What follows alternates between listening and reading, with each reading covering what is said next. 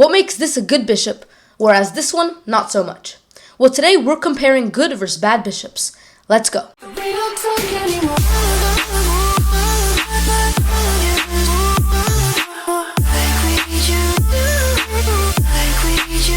First, why is this important? Why do you need to know if your bishop is good or bad?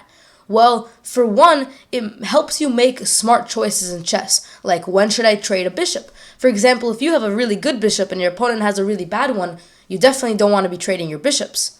Whereas if you had a really bad bishop and your opponent had a good one, then you probably want to at least try to motivate your opponent to trade your bishops, and if your opponent offers a trade, definitely take that. So it helps you make smart decisions in chess by just simply knowing which piece is stronger in which position.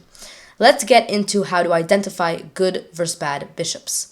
So first, let's just look at the example that I showed in the little intro with this bishop here. And I claimed that this was a good bishop.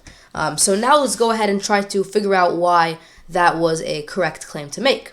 Well, first of all, you see that all of black's pieces are on this dark square, which means that this bishop here has a lot of targets that it can aim for. Whereas if you look at this bishop instead, this bishop has no targets, essentially. This pawn is light square, this pawn is light square, and same with this pawn. So this bishop already, in the start, can try to aim to defeat one of these pawns very easily. So one thing that you could do with this bishop is get it to a position where it has the maximum ability to try to grab as many pawns as it can. So for example, if you move it here, followed by a move like this and this, then now you can see that it's targeting two pretty important pieces.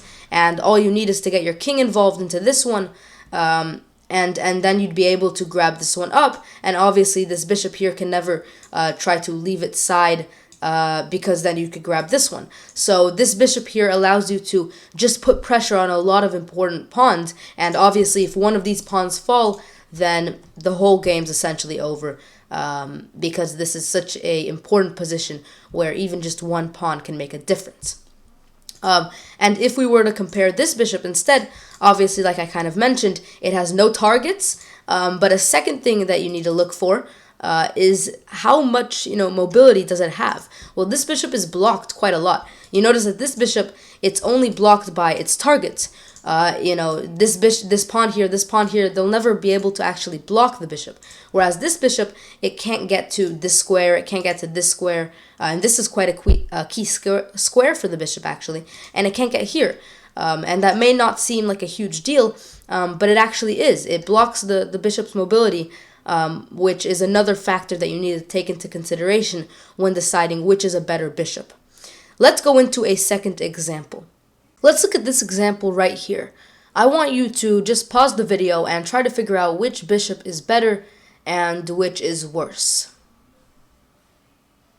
Okay, so now I'll reveal the answer. Obviously, this bishop is much, much worse. This one is better. I'll make it a blue circle around it. Now, why? What is the evidence for this conclusion?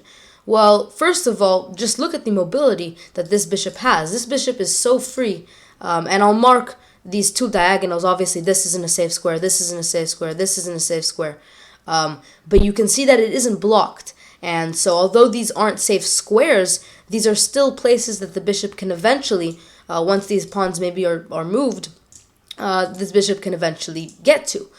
Here it's even more free, where there's really no bad squares in these two squares at least. And you can see that this bishop just has so many ways. Even if it wants, it can rearrange itself here. It can rearrange itself if it wants eventually on this diagonal. It's just very open, and you can even tell that just by looking at the four squares diagonally. All of them are free. Let's look at this one. Most of the squares diagonally are free, but then extend that a little bit further, and you see this very annoying idea where the bishop is trapped here, it's trapped here, and to manage to actually get out of this little trap, it has to move this pawn.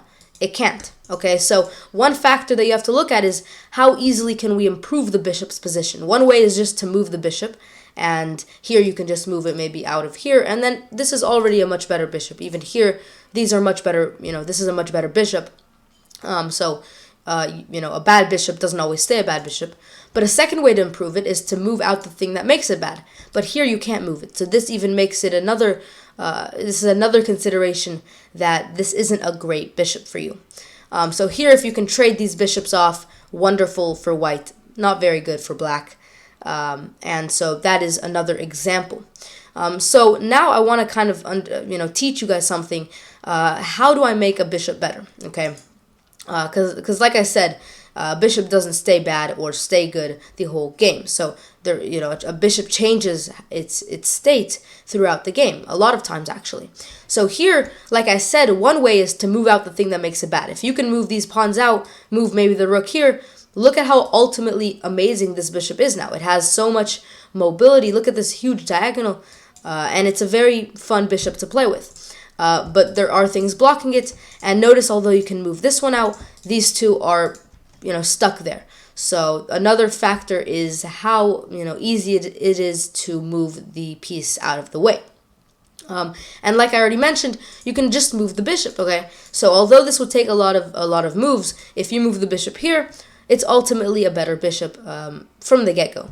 So that is another thing that you can do. But I would definitely not recommend spending 30 moves improving your bishop unless you have nothing to do. Okay, in chess, a lot of times you can castle, you can move your queen here, you can improve your more important pieces, like your queen can improve, maybe your rooks can improve somehow. You see this a little annoying diagonal, maybe you can get your queen somehow. For example, I don't know, let's say you move your king here, you can get your queen here, and then you can try trading off these two pretty powerful pieces. And if you want, I'll make another video about different powerful pieces, not only bishops. But there's many things, essentially, that's my case. There's many things that you can improve here. But once you have nothing to improve, then maybe look at the bishop, okay? Maybe look at how can I improve the bishop. And like I said, don't spend 30 moves just moving the bishop around. Do it in a smart way. Hopefully you enjoyed this video. If you want to see other videos like this, so like good knight versus bad knight, good rook versus bad rook, etc., then let me know in the comments below. Also, any other video ideas, let me know in the comments below. If you're new around here, make sure you subscribe and hit that notifications button, and I will see you guys in the next video.